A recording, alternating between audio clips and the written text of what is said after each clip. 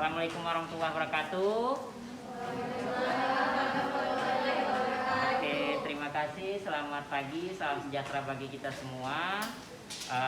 Adik-adik mahasiswa Farmasi Sambut 2020, pada pagi hari ini kita akan melaksanakan pengarahan praktikum kimia farmasi 1.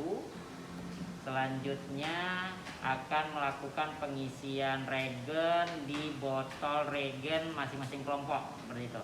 Oke, sebelumnya kimia farmasi ini bisa dibilang lanjutan dari kimia dasar, seperti itu.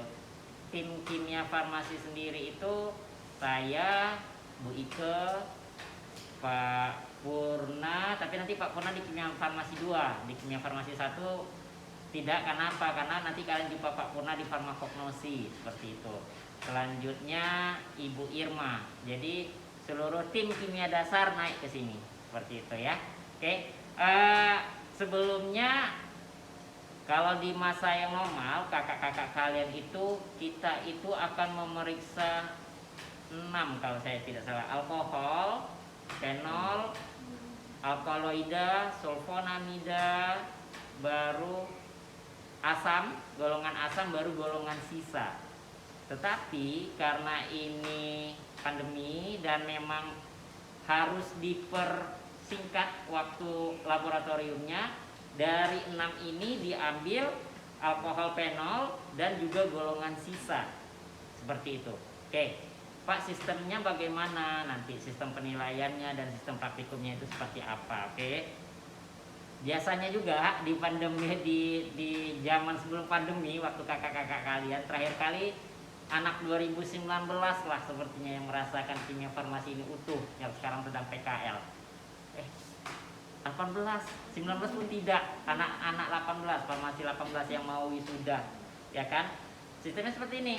Minggu ini kan, misalnya hari Senin nih masuk nih, hari Senin ini alkohol, minggu depannya kita kuis. Kuisnya itu kuis alkohol, baru minggu depannya lagi fenol, baru kuis, seperti itu.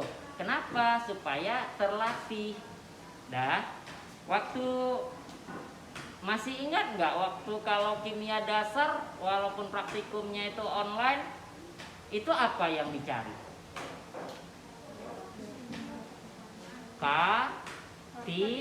Kation dan anion. Oke, itu di kimia dasar. Nggak apa, karena memang harus pelan-pelan karena kalian tidak masuk di kimia dasar. Tetapi nanti di sini kita langsung ke zat aktif obatnya deh yang kita cari. Kalau di kimia dasar kalian mencari Ag, masih ingat Ag apa itu Ag? Argen atau Pera. PB, apa PB? Timbal, ya kan? Itu kation golongan 1. Kalau di sini dia langsung golongan alkohol. Ada di depan adik-adik sekalian itu, terima kasih ya sudah dijilid cantik, rapi. Karena itu tiket ujian. Kalau dia lembaran-lembaran takutnya hilang, kececer gitu kan, atau misalnya lagi nginap di kos kawan, ketinggal di kos kawan, dirapikan sama ibu kosnya, hilang, seperti itu. Makanya saya maunya seperti itu.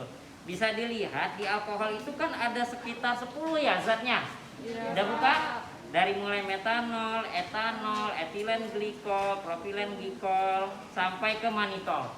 Itu baru satu golongan. Di hari kalian praktikum itu akan ada sampel-sampel yang diletakkan Ibu Lia di dalam pot. Sampelnya bisa berupa cairan seperti ini atau serbuk. Lupa saya mintanya sama Bu Lia. Atau bisa berupa serbuk. Tugas kalian adalah mengidentifikasi, memastikan apakah misalnya sampel yang diberikan, kalau ini namanya propilen glikol di nomor 4, apakah memang sampel ini propilen glikol? Caranya dengan apa? Caranya yang pertama organoleptis, ya kan? Itu lihat, oh bentuknya cairan. Terus nanti ada bau, tapi diingatkan jangan langsung ya, jangan gini langsung. Oke?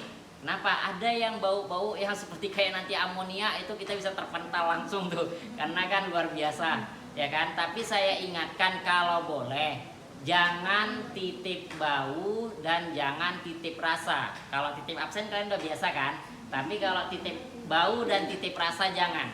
Kenapa? Karena kalau memang hoki kalian bagus, waktu saat ujian dari organoleptis saja itu sudah bisa nanti, oh ini manis banget, ini nih pasti seperti itu. Jadi istilahnya dari awal dari organoleptis, dari sini jika organoleptis saja sudah, ini jurnal kakak kalian yang saya ambil, itu sudah betul-betul dilihat. Organoleptis kan dia kan pertama kali tuh dilihat bentuknya, dicium, baru dirasa, baru warnanya lagi dilihat seperti apa. Kenapa? Karena nanti ada yang warnanya itu kuning banget seperti vitamin C, ada yang putih seperti itu, ada yang misalnya bentuknya itu hablur, ada yang berkristal-kristal. Jadi inilah saat kalian mengenal zat-zat ini. Jadi nanti Bu Lia akan berikan kalian sampel,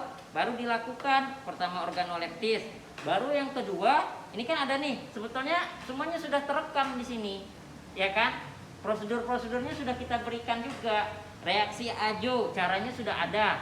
Pak, reaksi azo itu yang mana Pak? Inilah yang akan kalian ambil. Nih botol-botol ini nanti yang akan kalian isi di botol, minta kita satu, di botol sampel kalian. Ini kan stokisnya, ya kan? Nah, kalau di kimia memang ada rak stokis khusus deh, ya kan?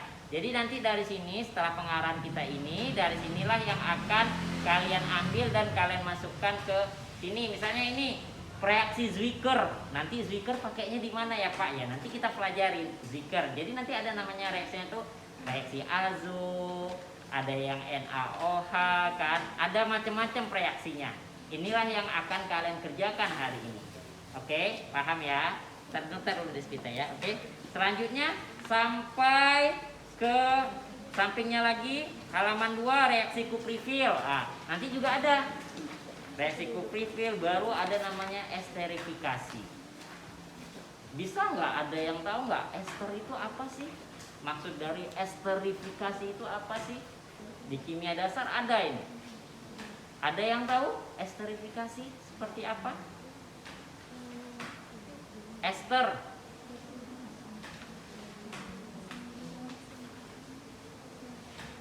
Ada yang tahu esterifikasi itu apa? Coba lihat dulu Google-nya tuh. Aduh, kalian ini gimana esterifikasi?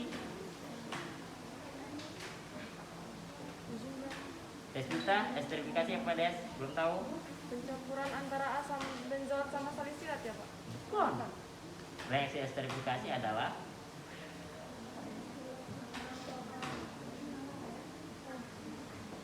ini deh. Kalau kalian mengasih esterifikasi ini bisa jadi pengusaha minyak wangi kalian. Pak, itu reaksi antara asam karboksilat dengan alkohol yang menghasilkan ester. Iya, esternya itulah yang wangi-wanginya itu. Nanti reaksi esterifikasinya nanti metanol bau apa? Nanti kan kalau yang cewek-cewek nih yang biasa pakai kutek, ada pembersih kutek, ini ya yang aku pakai gitu kan. Atau dia bau pisang Ambon seperti itu, ya. Nanti kalau saya bilang semua nanti nggak penasaran. Jadi nanti waktu saat praktikum saja kita cium baunya ya. Seperti itu esterifikasi.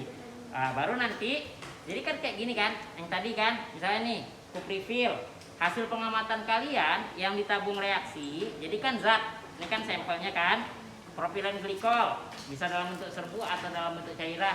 Teteskan di sini atau masukkan ke sini atau boleh ke dalam plat tetes. Tapi kalau saya sih bagusnya itu pakai ini tabung. Kenapa?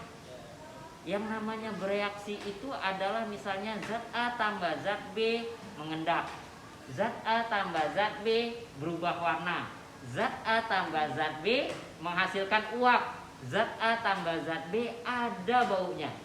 Tapi kalau zat A tambah zat B dia normal aja, larutan bening 1 tambah larutan bening 2 ditambahkan tetap bening, nggak bereaksi dia. Kalau kita pakai plat tetes nggak nampak kalau dia mengendap. Tapi kalau pakai tabung reaksi, ntar nih ada endapan.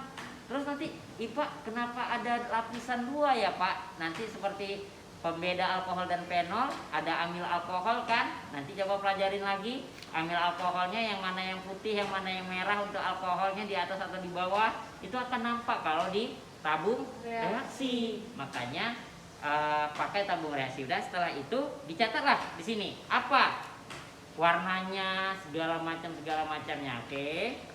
Udah, esterifikasi sudah. Baru lanjutnya ada namanya reaksi khusus, ya kan?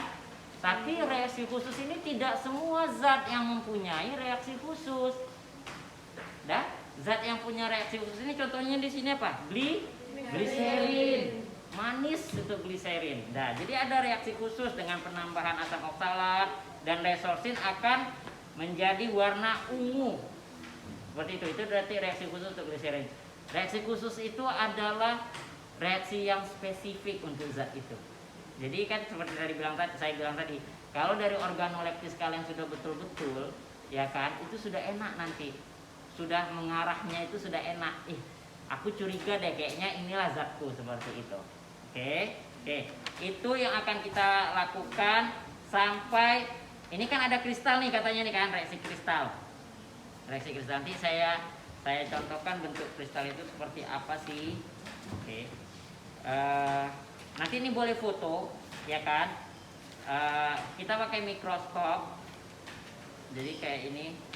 Yang ini tuh paling banyak tuh memang kalau reaksi kristal itu adanya di golongan-golongan alkaloida, tapi kita nggak masuk. Nanti boleh salah satu ini kayak punya kakak kalian kan. Ini hasil kristal-kristalnya dari mikroskop. Seperti nanti Pak kita lakukan. Jadi nanti kita lihat di bawah mikroskop. Mikroskopnya belum saya ambil memang, kenapa? Karena mikroskopnya khusus, saya harus ngebon alat ke bagian perlengkapan. Karena kalau tertinggal di sini aja harganya lumayan makanya saya nggak berani tertinggal di sini. Nanti akan saya bon, ya kan? Dia tuh nampak nanti. Kalau kalian pernah lihat YouTube bagaimana bentuk kristal air seperti itu, misalnya yang musyrif pernah lihat bentuk kristal air zam-zam seperti itu, nanti kita akan lihat zat-zat ini juga mempunyai kristal-kristal.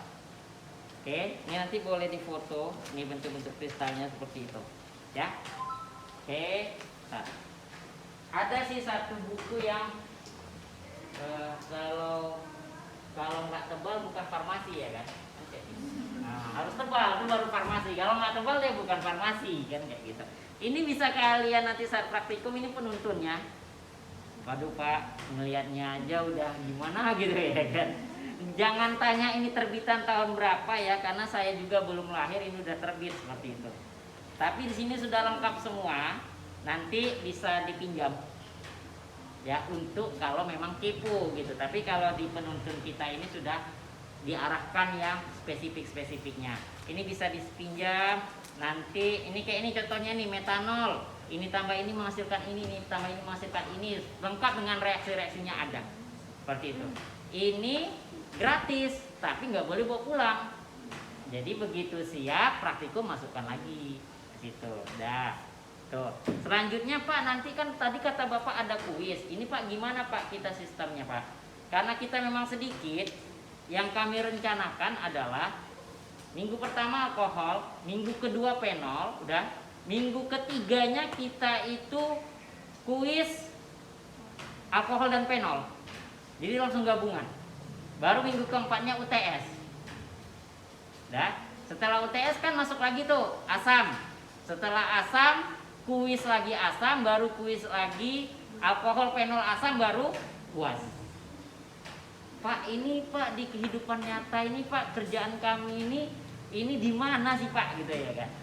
Mana tahu rezeki kalian itu di tahun 2017 kalau saya nggak salah Departemen Keuangan melalui Direktorat Bea dan Cukai meminta untuk Tanjung Balai kalau nggak salah 4 TTK. Gunanya untuk apa? Gunanya ada itu? Memeriksa narkoba yang kemungkinan diseludupkan seperti itu. Sekarang memang sangat sulit untuk kita mendapatkan kodein, golongan-golongan narkotika dulu ada di lab ini dan kita periksa. Kenapa? Kami satu takutnya ya kan, takutnya ada kawan-kawan kalian kayaknya ngetes lah sedikit gitu kan. Kata Pak Rija kan organoleptis ya kan, tes ya kan, nge-fly pula dari sini. Kata Pak yang bingung jadi kayak gitu. Jadi memang untuk golongan narkotika yang tidak kita lakukan, tapi mana tahu kalian kerjanya nanti di lab Kesda, Balai POM atau di Bea Cukai seperti itu, kita akan periksa ini. Jadi misalnya gini, saya nggak endorse ya, ada obat flu misalnya Mixagrip atau Propol. Itu di dalam Mixagrip atau Propol itu kan ada 3 zat aktif obat. Pernah kepo nggak waktu makan obat? Apa aja tuh isinya? Mana ada dexamethasone di Propol? Paracetamol, CTM, baru mana ada ephedrine di Propol, fenilpropanolamin, dah. Mana tahu kalian kan nanti kerja di Balai POM itu disuruh mengidentifikasi betul nggak ini ada CTM yang di dalam Propol ini dari 3 campuran tersebut, dah. Nanti waktu saat di kuis kita tidak berikan zat murni. Kalau berikan zat murni enak dong, namanya bukan kuis gitu ya kan. Tapi akan ada pembawa di waktu kita kuliah kan ada kan? Masih ingat? Ada pembawanya amilum. Masih ingat? Enggak? Aduh. Dah, jadi nanti waktu saat praktikum misalnya ini kan ini botol sampel kalian nih waktu kuis, ya kan? Nomor 14. Ini hanya Kak Lia dan Tuhan Yang Maha Esa yang tahu isinya. Karena Kak Lia yang isi, Bu Lia. Saya pun nggak tahu sampai dikasih tahu Bu Lia, ini Pak Rija katanya kunci jawabannya. Jadi jangan tanya saya juga nggak tahu. Ya kan? Jadi misalnya waktu kita mau kuis, Bu Lia isi semua ini ya kan dalam suasana hening. Bu Lia mendapatkan hidayah apa-apa aja yang harus dimasukkan di sini kan kayak gitu kan. Dapat nomor sampel, kalian tarik misalnya Bayu dapat nomor 11. Ya kan? Habis itu Bayu main mata sama saya kan, Pak apa nih Pak? Saya pun nggak tahu Bayu. Terus terang aja karena yang ngisi Bu Lia kan kayak gitu. Tapi nanti setelah semua saya paham kalian baru diberitahukan ke saya apa saja udah. Tapi di dalam sini kan nanti kan kita uji coba tuh misalnya golongan alkohol apa aja tuh yang dari 11 ya kan. Misalnya nomor 11 ini isinya manitol. Tapi bukan manitol aja, manitol plus pembawa. Itulah pembawanya itu amilum, sakarum laktis, talkum. Jadi nanti itu gunanya tuh apa Pak? Itu untuk pengecoh, tahu pengecoh kan? Supaya kalian nih kayak yakin nih betul nih. Rupanya yang yakinnya itu, yang teridentifikasinya itu hanya pembawanya, zatnya tidak, zat aktifnya. Pak ada nilainya Pak? Ada, tetap ada nilainya, nilai upah tulis, ya kan kayak gitu ya. Jadi enggak, kalau dia itu benar semua tanpa kristal itu 80 paling tinggi. Tapi kalau sampai kristal itu 100 dikasih nilai. Kalau misalnya pembawa saja Pak yang benar nilainya 40. Itu lumayan 40. Ya kan? Kalau misalnya salah pembawa tapi zat aktifnya benar Pak, ada lagi nilainya khusus. Seperti itu. Oke, jadi sebelum nanti praktikum tolong dibaca-baca lagi, dipelajarin. Semuanya sudah lengkap di penuntun ini. Bagaimana cara-caranya, yang jelas kita akan sampai di golongan sisa. Golongan sisa di halaman 27 kalau di sini. Itu seperti yang tadi saya bilang, ada CTM, ada asam folat. Asam folat nih untuk cewek-cewek ibu hamil nih butuh nih ya kan.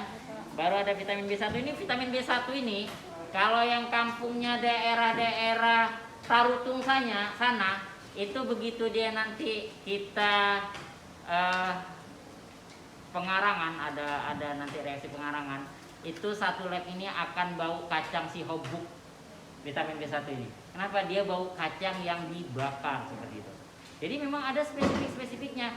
Kita nggak alkaloid, kita nggak masuk ya. Kalau kita masuk alkaloid ada dapat sampel aminofilin. Jadi ada anak 2016 ya, si Tina namanya itu, saya ingat kali.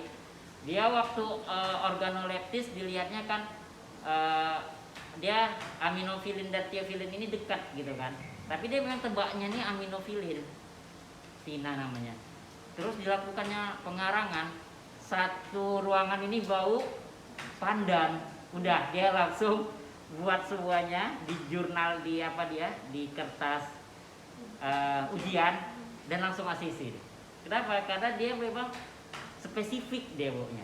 Ada lagi rupanya yang memang baunya itu nggak enak, seperti maaf udang busuk, nanti ada dapat sampel itu ya kan, nanti ditandain tuh. Tapi yang seperti itu sebetulnya memudahkan, ya kan, tinggal mencari uji-uji tambahannya dari mulai uji umum sampai uji spesifiknya. Itu si Tina itu langsung, wih aminofilin ini katanya kayak gitu, langsung dia teriak di situ.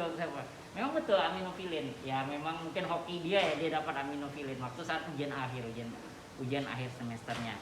Jadi seperti yang tadi saya bilang, begitu nanti alkohol, fenol, baru kita kuisnya langsung gabungan. Berarti yang dikuiskan adalah fenol ada 15, alkohol ada 10. Jadi nggak usah takut, nggak usah khawatir, nggak kebagian sampel. Nih gudang sampel kok di dalam ini. Jangan khawatir, satu orang pasti dapat sampel yang berbeda. Oke, ada pertanyaan sampai sini? Nanti ini boleh fotokopi. Ini bukan karangan saya, tapi saya download. Di sini juga mempermudah, misalnya seperti ini nih. Nih langsung nih vitamin. Kalau mau fotokopi, kalau nggak mau juga nggak apa-apa. Misalnya mau foto scan. Nih vitamin B6, ya kan, vitamin B2, riboflavin. Ini tambah ini langsung ini. Kan? Terus yang tadi Bapak bilang, Pak, cuman tuh Pak amilum itu Pak. Ada juga nih di sini nih. Pakein. Agak tebal. Ini, tapi terbalik nih kemarin nektarnya nih. Amilum, ya kan? Zat uji tambahkan ini ya, nanti terbentuk warna ini udah amilum gitu. Ini kan pembawanya seperti itu. Kalau mau kopi, kalau nggak mau juga nggak apa-apa, saya nggak paksa. Ini nanti saya serahkan sama perwakilan dari kalian. Oke,